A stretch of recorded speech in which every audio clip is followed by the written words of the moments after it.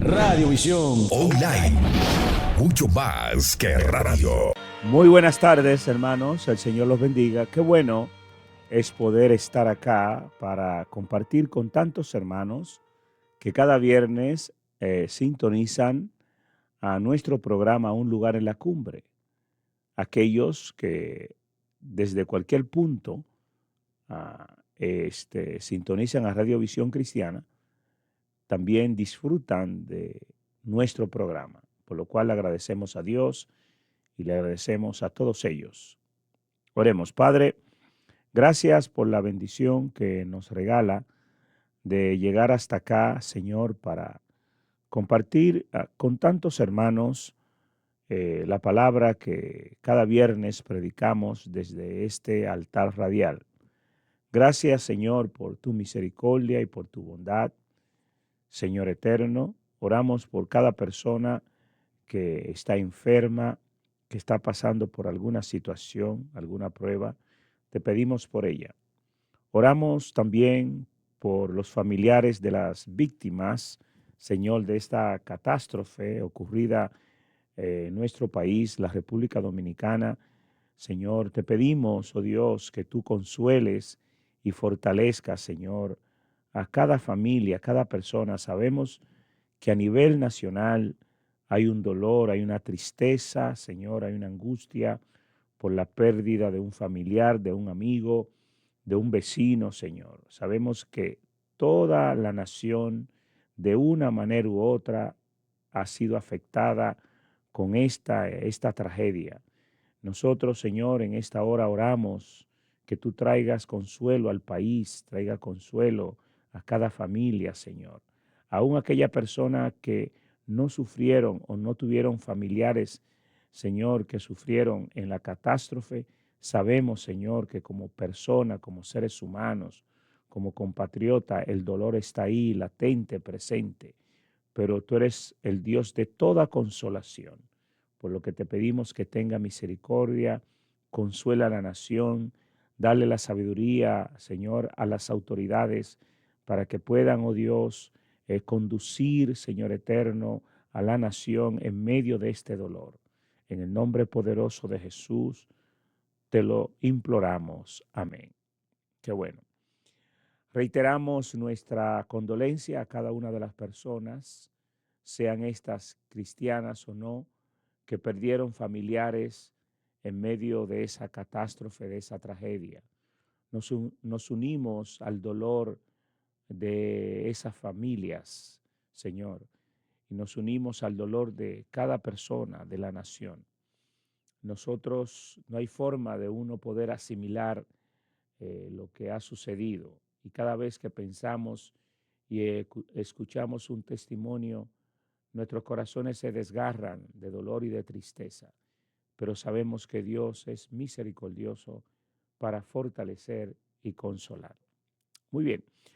Hoy, en lo que tiene que ver con nuestra reflexión bíblica de cada viernes, hay un pasaje bíblico en el capítulo 29 del libro de Jeremías, donde dice: edificad casa, habitadla, plantad huerto y comer de él, del fruto de ella, engendrad hijos e hijas, y dad mujeres a vuestros hijos e hijas, y dad marido a vuestras hijas, y multiplicaos ahí, y no os disminuyáis. Procurad la paz de la ciudad a la cual os hice transportar, porque en la paz de ella vosotros también tendréis paz. Este pasaje bíblico es muy conocido y hasta cierto punto nosotros como cristianos en esta dispensación podemos encontrar un espacio en el pasaje para identificarnos con él. Aunque este pasaje es parte de una carta que le escribiera Jeremías a los exiliados, a los que ya estaban establecidos o acababan de establecerse en Babilonia, aquí encontramos el consejo de Dios para un pueblo que no entendía por qué le sucedía, por qué estaban atravesando por esa situación de la deportación, del exilio. Como muchas veces nos sucede a nosotros, que nos pasan cosas y buscamos una explicación, buscamos una justificación y no las encontramos. Como esa situación que acaba de ocurrir en mi país, en la República Dominicana, y que uno a veces se pregunta, ¿y por qué? Y podemos tener cualquier opinión, pero en el fondo no sabemos por qué Dios permite esas cosas. En el caso de Israel, la deportación o el exilio a Babilonia, que era algo anunciado y era precisamente por una razón, ¿no? Porque Dios había estado tratando con su pueblo y ellos no entendían. Sin embargo, cuando aconteció, ellos no, no sabían por qué. Ellos no encontraban justificación. Ahora bien, yo quiero que ustedes sepan que en este pasaje hay varias cosas para destacar. Y es que en el caso de ellos era la razón de su desobediencia, porque se habían dedicado a adorar ídolos. Y Dios le había dicho a través de Jeremías que serían deportados. Ahora, estando allá, Dios le da una orden y es la parte central de mi mensaje hoy. ¿Qué debían hacer en Babilonia? ¿Cómo debían comportarse en Babilonia? Y aquí estaba la razón por la cual Dios había permitido que ellos estuvieran allá, aunque ellos no lo quisieran aceptar, aunque ellos no lo entendían. ¿Qué debía hacer en Babilonia? Debían hacer en Babilonia. Primero se le dijo, edifiquen casas y vívanlas, planten huertos y coman del fruto del huerto que planten. Engendren hijos, críen hijos e hijas. Y luego promuevan que sus hijos se casen. Búsquenle esposo a sus hijas y esposa a sus hijos. O sea que Dios los manda a establecerse. Ustedes recordarán que en el libro de Éxodo, Dios le había dicho a Moisés que iba a hacer a su pueblo una nación de sacerdotes, que ellos serían la voz de Dios en el mundo, que ellos serían los predicadores de Dios en el mundo, que ellos serían los ministros de Dios en el mundo.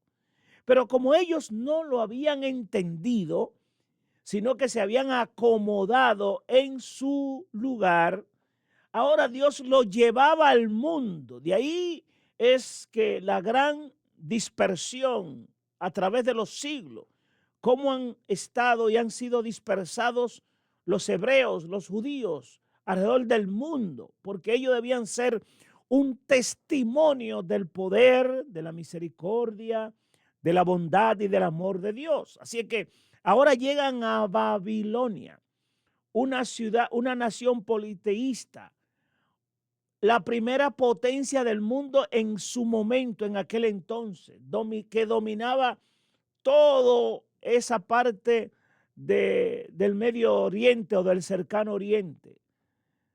Una nación que dominaba desde la parte mediana de Europa hasta Egipto. No había rincones del mundo que Nabucodonosor y sus hijos no dominaran. Así que Dios permite que sus hijos, su pueblo, el pueblo hebreo, el pueblo judío, se viera trasladado involuntariamente a una tierra que no era su tierra.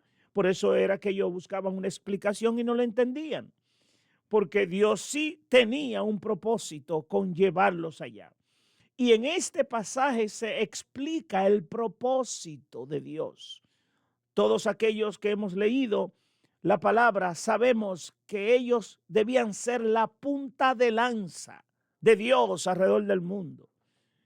Pero siendo que ellos no estaban en ánimo de ir, sino que estaban acomodados en su terruño, en su tierra, en sus lugares, ahora Dios provocaba. Y era lo mismo que pasó con la iglesia primitiva.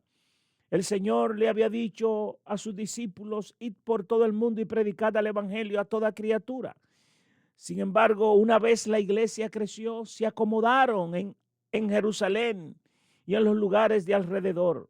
Y tuvo que venir esa persecución, porque como ellos no cumplieron con Hechos 1:8, entonces vino Hechos 8:1. Vino la persecución. Y ya a partir del capítulo 8 del libro de los Hechos de los Apóstoles, y en el capítulo 9 encontramos cómo se acrecentó la persecución contra la iglesia. Y dice la palabra que donde quiera que ellos llegaban, huyéndole a la persecución, iban predicando el evangelio. Así que pareciera como que la historia se estaba repitiendo, porque ya había acontecido unos 500 años antes de Jesucristo con Jeremías, cuando viene esa profecía: ustedes serán transportados a tierra de los caldeos y allá estarán 70 años. Así que todo era parte de un plan de Dios, con el propósito de que su pueblo, donde quiera que llegara, hablara de Jehová de los ejércitos, el Dios todopoderoso, que ellos testificaran de su fe y pudieran ser lo que Dios dijo cuando los sacó de Egipto, que serían sacerdotes del mundo, predicadores, ministros al mundo. Mis queridos hermanos y amigos, aquí aprendemos una gran lección, y es que hemos sido salvados y hemos sido llamados para hablar de Dios, para testificar de Jesucristo, para predicar la palabra, para dejarle saber al mundo que hay un Cristo poderoso, un Cristo misericordioso, milagroso, que está con los brazos abiertos, esperando a todos aquellos que quieran recibirle y aceptarle como Salvador. Pero somos nosotros los que hemos vivido la experiencia de tenerle. Somos nosotros los llamados a testificar y hablar de la grandeza, del poder, del amor de nuestro Señor y Salvador Jesucristo. Mis queridos hermanos, por eso era que al llegar a Babilonia, desde tierra de Judá, profeta Jeremías les envía una carta a ellos y le dice: al llegar ahí, ustedes no piensen en regresar de una vez. No, no, no. Construyan casa y vívanla, habítenla. Planten huertos, comiencen a sembrar para que ustedes tengan que comer, porque ahí se van a quedar. Pero no solamente eso, sino engendren hijos e hijas y den sus hijos para que se casen, motiven, promuevan el matrimonio ahí en ese lugar donde ustedes van a estar.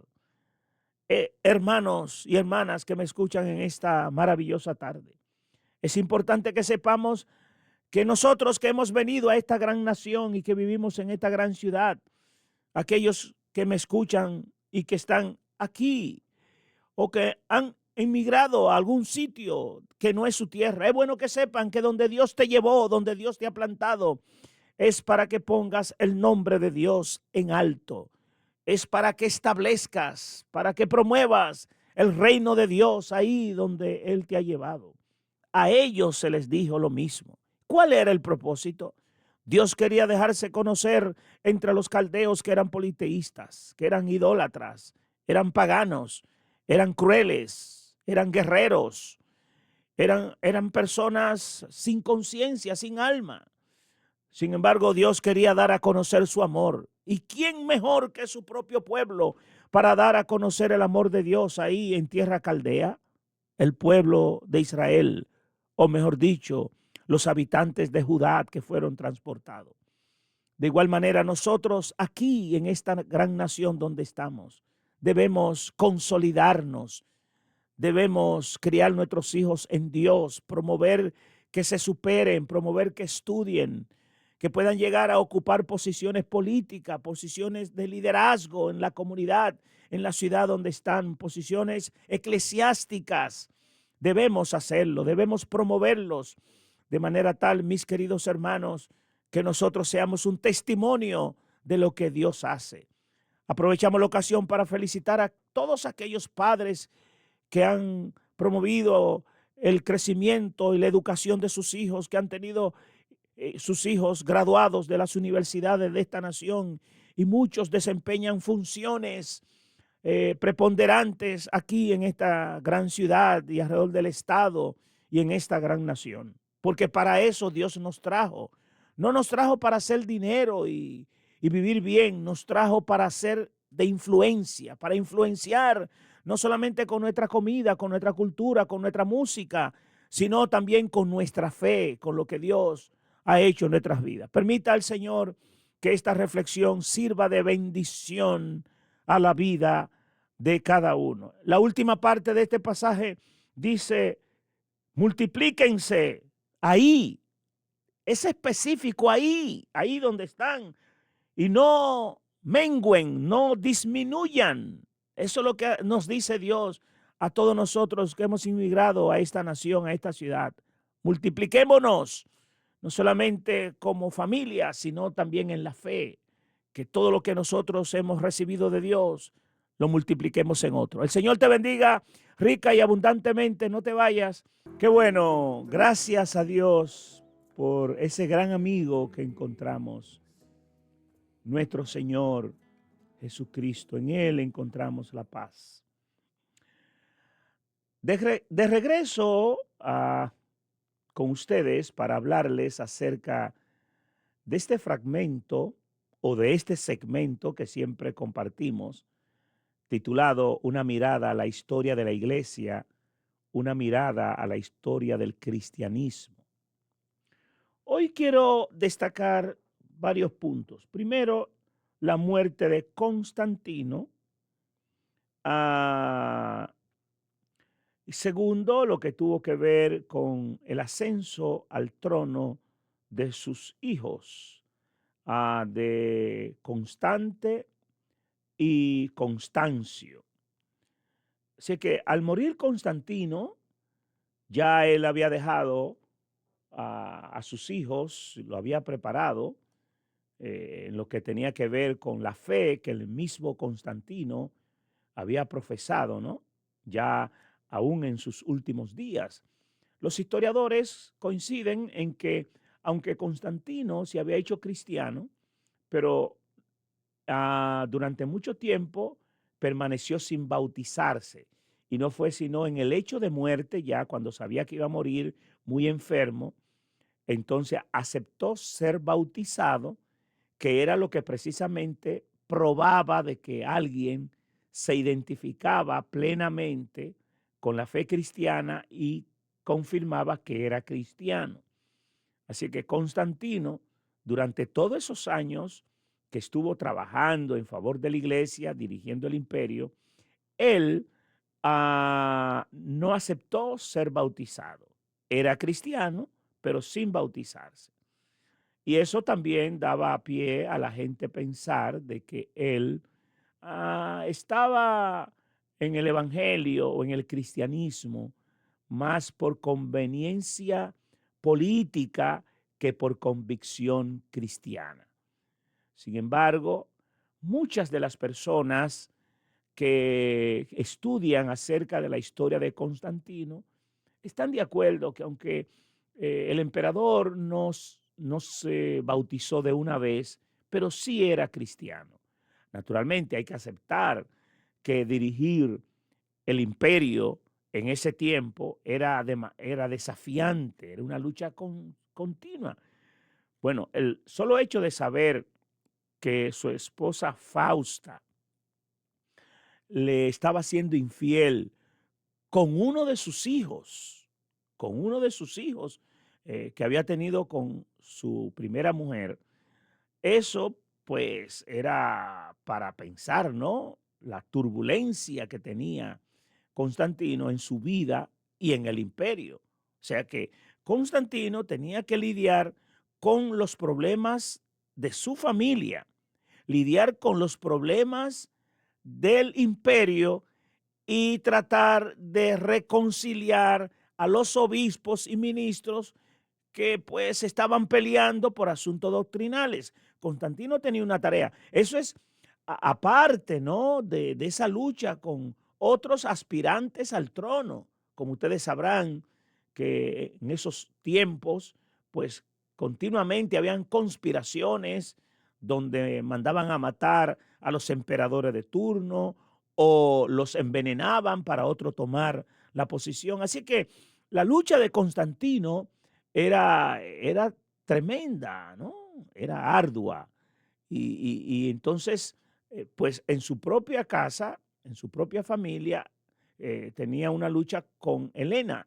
Helena era su madre, con quien él se llevaba bien. Sin embargo, Helena le contaba de algunas situaciones familiares que ocurrían en el seno de la familia. Se puede imaginar, el hijo está en el gobierno, llega de una campaña política y cuando llega a la casa a ver a la mamá, pues entonces la mamá le cuenta de situaciones. Se dice que fue Helena la que descubrió el romance de Fausta con su hijastro, el hijo que Constantino había tenido con su anterior esposa. Así que se puede imaginar. Helena lo descubre, se lo cuenta al hijo y Constantino manda a matar a su esposa Fausta y la mató en una tina de agua caliente y ahí la ahogó y mandó a matar a su propio hijo. Así que todas esas luchas, y eso aconteció al año de Constantino mediar entre los obispos, porque el concilio de Nicea fue un año antes, y en medio de eso, de luchar con los obispos, de tratar de conciliarlos para que ellos mantuvieran la paz, porque Constantino tenía su esperanza en que la iglesia, su estructura organizativa, le ayudarían a él a poder traer paz al imperio. Pero cuando entra al fondo de lo que es la iglesia, entonces encuentra que la iglesia también tenía sus conflictos, sus divisiones, sus luchas. Así que Constantino, en medio de todo eso, Constantino gobierna, dirige y no le da tiempo bautizarse. Y no es sino al momento, en el hecho de muerte, cuando Constantino acepta ya cuando se va a morir, que sabe que se va a morir, acepta que un obispo de la corriente arriana lo bautice. Al morir Constantino, entran en escena sus dos hijos, Constante y Constancio. Y Constante, naturalmente, estaba dirigiendo en el oriente y Constancio en el occidente del imperio. Y de esa manera ellos comienzan a gobernar ahora con la ausencia de su padre, porque el padre antes de morir los elevó a la posición para que ellos siguieran.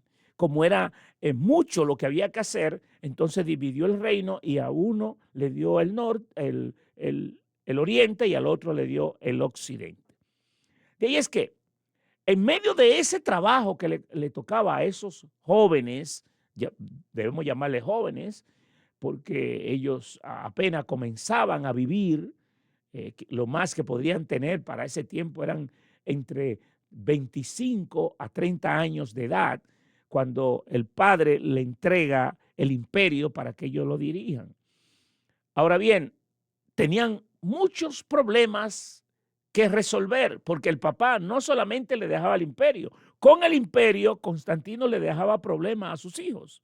Y uno de los problemas era la lucha donatista de un líder del norte del África llamado Donatus Magnus, que este Donatus Magnus había establecido una línea teológica, una doctrina donde impedía donde prohibía que los ministros que habían traicionado la fe cristiana aunque se reconciliaran, pudieran volver a ministrar. Como ustedes recordarán, antes de Constantino habían habido muchos ministros que habían negado la fe para no morir en lo que eran el martirio, para no pasar por luchas con los emperadores que dominaban en aquel entonces.